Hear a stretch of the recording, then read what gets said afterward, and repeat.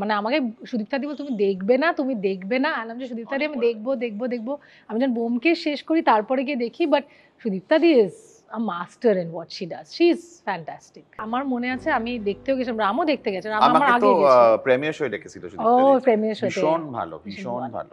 এবং আমার এখনো মনে আছে আমি অ্যাকচুয়ালি সুদীপ্তা দির কাছে এমনিতেই ওয়ার্কশপ করতে এমনিই যেতাম। মানে আমি যখনই ফাঁক পাই সোহাগদির সাথে করেছি, সৈনী সেনগুপ্তের সাথে, সুদীপ্তা দির কাছেও করি।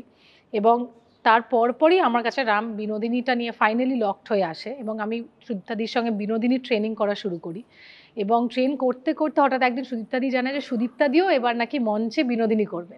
তো একটু আগে পরে যাত্রাগুলো কিন্তু একসাথেই, মানে তখন যখন থেকে আমার স্ক্রিপ্টটা তো ছিলই, তারপরে সুদীপ্তা দি নিজের স্ক্রিপ্ট নিয়ে আসে আমার সামনে একদিন, সেটাও হ্যাঁ। দেখি। হ্যাঁ হ্যাঁ, সো ইট ওয়াজ বিউটিফুল। মানে আমাদের দুজনের যাত্রাটা অলমোস্ট একসাথে শুরু হয় এবং দুটো বিনোদিনী, দুটো different medium of platform, that is exciting.